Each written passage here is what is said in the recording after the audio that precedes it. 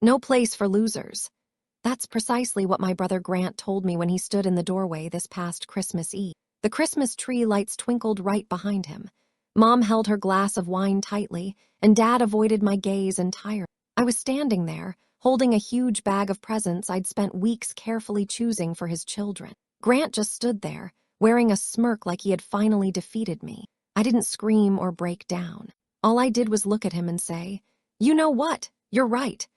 That same evening, I took one simple step. I quietly cut off every financial stream that was currently sustaining his family. By New Year's Day, it wasn't me begging for entry. It was him knocking on my door. Stick around to hear the whole story of how my family operates. I genuinely used to love the holidays. I loved the decorations, the smell of cinnamon candles, and how the snow could somehow make even the roughest parts of our neighborhood look peaceful. It was the only time I could truly pretend our family functioned normally. But that fantasy started fading years ago.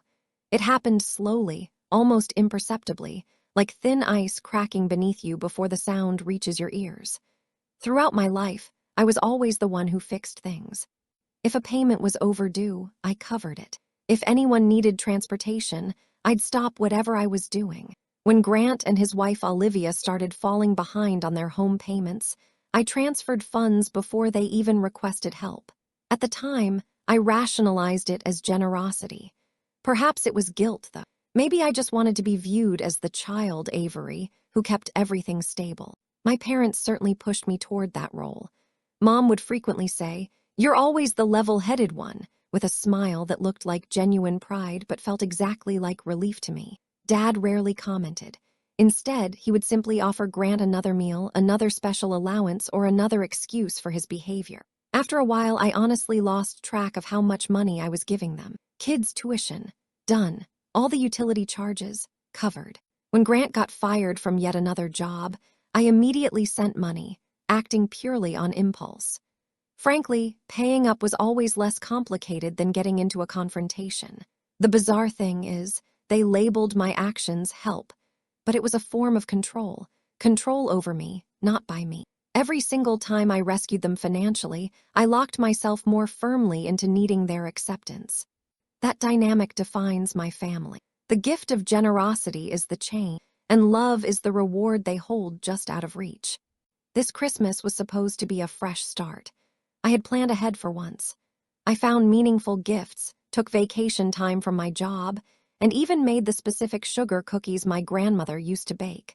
I pictured a warm night with the fireplace lit, laughter, maybe even some reconciliation. Instead, I got Grant's arrogant look and my mom's complete silence. Hearing "no place for losers" wasn't just painful. It shifted something fundamental deep inside me. Driving back to my place, my car felt heavier than usual. With every corner I took, the glowing packages sitting beside me were sharp reminders of how foolish I had been. When I pulled up and parked outside my building, I wasn't emotional. I was quiet. Excessively quiet, even, because I finally understood the reality of the situation. I hadn't been participating in a family unit for years. I was merely a crucial part of a functional system that relied completely on my continued submission. And the quiet I was about to create this holiday season would not be anything like the silence they were used to. I didn't sleep that night at all. Those cruel words, "no place for losers," repeated in my head endlessly, each time more piercing than the last. Grant had ridiculed me before, but never so viciously, and certainly never in front of everyone. The deepest pain wasn't caused by his voice, though. It was Mom's non-response and Dad staring intently at the floor. That shared silence confirmed the truth they wouldn't speak. They stood with Grant. The following morning, I brewed coffee and sat down at my kitchen table, looking at the meticulous list I had prepared weeks prior. Christmas expenses, gifts purchased, shipping costs, school payments. My own handwriting on that list looked unfamiliar, like proof of a stranger trying desperately to purchase love. As I ran my finger down the page, I fully grasped how much of my own life was organized around keeping Grant comfortable. Every emergency bailout I funded had slowly drained my own savings. Then, something changed inside me fundamentally. It wasn't rage that took over. It was deep exhaustion, the kind you feel when you finally understand the unspoken rules of a competition you never agreed to be in. I grabbed my laptop and signed into my banking portal. All the transfers were right there, clearly labeled. Tuition for the kids, daycare costs, food money, extra utility payments. I clicked through them all, watching the numbers climb, a silent record of my own foolishness. I didn't slam the machine shut or cry. I simply began stopping them. End payment. Stop transfer. Cancel. I deleted every single recurring automatic transaction, one after the other. It took maybe 5 minutes to completely reverse 5 years of funding. I expected to feel terrible guilt. Instead, I felt incredibly relieved. My apartment suddenly felt much quieter, even the air seemed warmer. I made a new cup of coffee, much stronger this time, and stood by the window, watching the snowflakes drift under the streetlights. For once, my mind wasn't occupied with who needed what or how I could solve their problems. I was focused on boundaries, and how peaceful that word sounds once you actually establish one. By lunchtime, I had packed all the Christmas presents into heavy storage containers and taped them shut. I couldn't bring myself to throw them away, but I couldn't look at them either. Each bow and gift tag felt like physical evidence of a crime I had committed against myself. That afternoon, Grant finally texted me. "You could have at least dropped off the presents," the message read. "The kids are waiting." I stared at his words for a long time before typing my reply. "No." He responded almost instantly with, "What's your problem?" My fingers hovered over the keyboard, but I chose not to answer. I decided to let him wonder. Let him experience, for the first time, what it felt like to be ignored. Grant's silence lasted exactly 2 days. By the third morning, my phone was buzzing relentlessly. Calls, texts, voice messages, they started politely. "Hey, what's happening?" Then they became desperate. "The rent is due. The kids need proper shoes." Finally, they turned angry. "You are selfish. You've completely changed." I did not respond to a single communication. I just watched the notifications pile up on top of each other, confirming that my value to them was strictly transactional, measured solely in dollars. When I left for work that morning, fresh snow coated the city.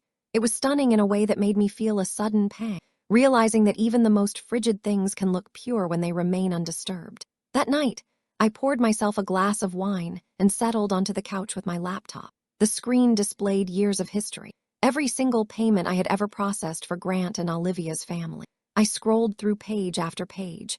The record was so extensive it seemed endless. Mortgage assistance, school donations, payments for utilities, camp enrollment fees. I felt that familiar combination of pity and bitterness welling up in my throat. But this time, I didn't push it back down. I printed every single page. The documents came out warm, faintly smelling of toner and finality. Next, I called the bank and confirmed that every cancellation was permanent. I even changed all my online passwords, a small move that felt like a deliberate ceremony, like locking a gate behind me. When the last representative confirmed, "All done," I smiled for the first time in days. By Friday, Grant showed up directly at my workplace. No phone call, no advance notice. He just stormed in, face red and sweating heavily despite his winter coat. "We need to discuss this," he hissed at me. My coworkers immediately froze, their eyes darting back and forth between us. "Not here," I replied calmly, guiding him quickly toward the parking structure. The moment the door clicked shut behind us, he spun around to face me. "You think you can just shut us down like this? The children are struggling." I looked at him steadily. "They're your kids," I said plainly. He let out a harsh, ugly laugh. "Oh, so now you care about taking responsibility." Something inside me finally broke free, but not in the way he expected. My voice remained level and calm.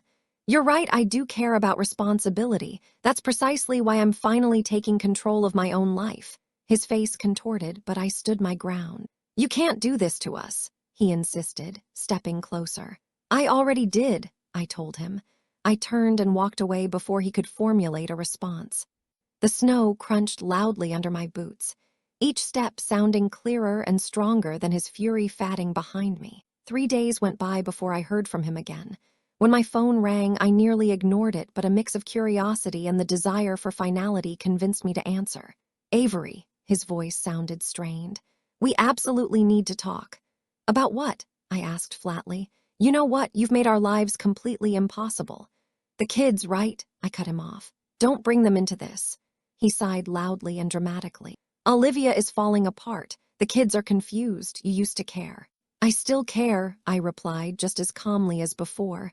That's why I stopped helping. He didn't answer instantly. For a moment, I thought he had hung up.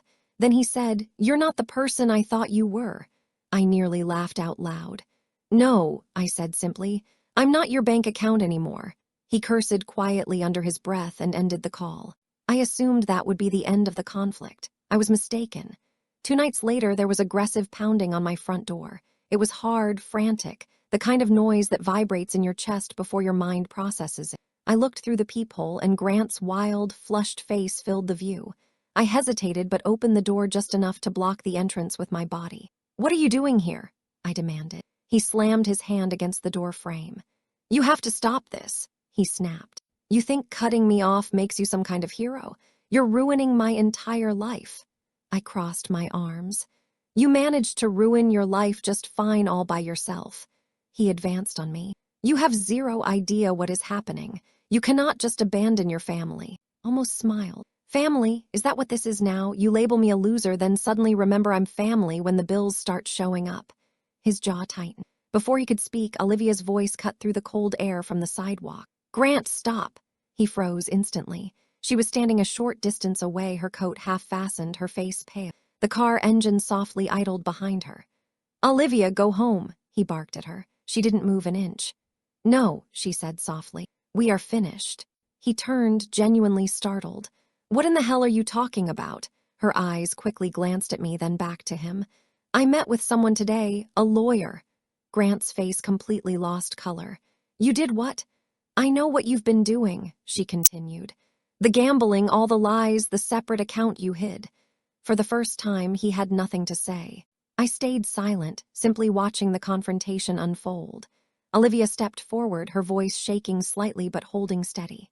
"All the payments Avery sent, the ones you claimed were going to the kids. I saw the bank records. You were spending it at casinos." He whipped his head toward me, his voice desperate. "You told her." I shook my head slowly. "I didn't have to." Olivia pulled a manila folder from her handbag and held it up. "I found the evidence myself, and I gave copies to the lawyer. You can't conceal it anymore." He lunged toward them, but I quickly stepped between them. "Don't," I warned. My voice was low, but it stopped him. He stared at me, breathing heavily. "You think you're better than me," he hissed. "You think this makes you righteous." I took a slow breath, feeling the cold. "No," I said, "it makes me free." He laughed again, the sound breaking. "You'll regret this," he said. "You'll see what happens when I'm gone." Olivia's voice was soft but firm. "We already have." He looked between us, realizing neither of us was afraid. Then he turned, shoved his hands into his coat pockets, and stormed off down the street. Olivia finally exhaled, trembling. I asked her to come inside. She hesitated at the door. "Come in," I said gently. "You don't have to explain." Inside, it was warm. I poured her tea. The cinnamon scent filled the room. She stared into the cup. "I should have said something that night," she whispered about the loser comment. You were surviving," I said. "I get it." Tears filled her eyes. "He kept saying you owed us, that you were lucky to have family who needed you." I almost smiled at the irony. "People like Grant call it family when they take, and betrayal when you stop giving." She nodded slowly. "He's gone. I told him not to come home."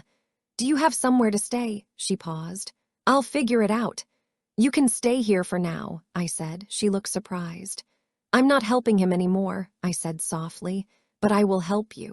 That night, while Olivia slept, I watched the snow outside. The city was quiet. For the first time in years, my apartment didn't feel empty. It felt earned. The next morning, I got a call from an unknown number. "Avery, this is Mark Dawson. I'm Olivia's lawyer."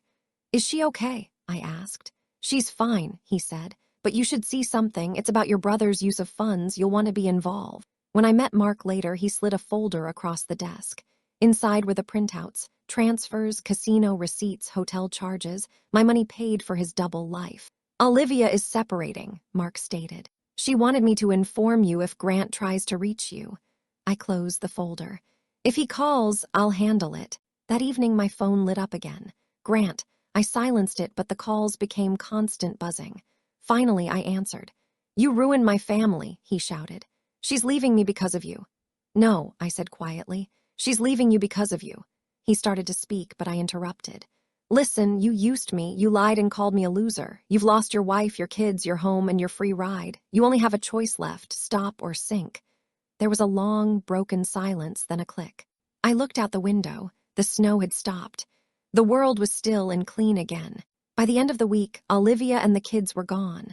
New state, new start. She texted a picture of the boys building a snowman. Below it, she wrote, "Thank you for everything." I looked at it, smiling. Helping finally felt like winning quietly. Grant never called again, but word traveled. He lost his job, defaulted on his mortgage, and was kicked out by a friend.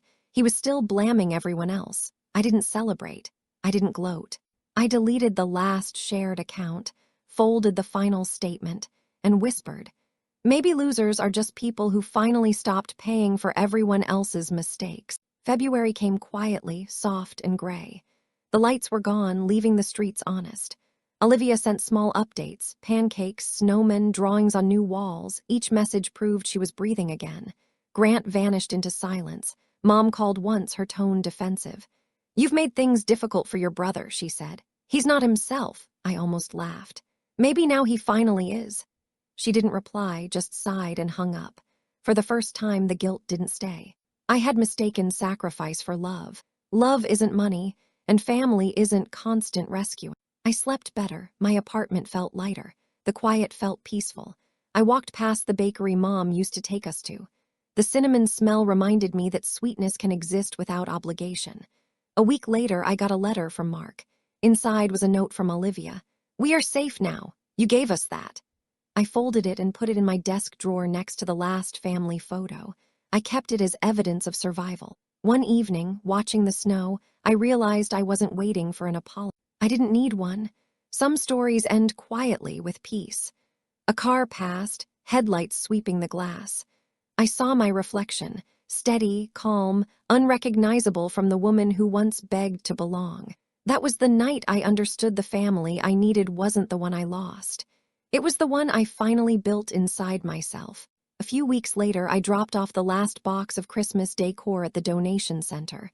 The clerk asked if I wanted a receipt. "No," I said. "I already kept what mattered, the lesson." Driving home, I passed Mom and Dad's street. Their house looked smaller now, like a stage set after the play was over. I didn't stop. I slowed down just enough to notice the porch light. I wondered if they called me heartless. Maybe they did, but I wasn't a loser. I was finally free. I parked, stepped out into the cold, and looked up.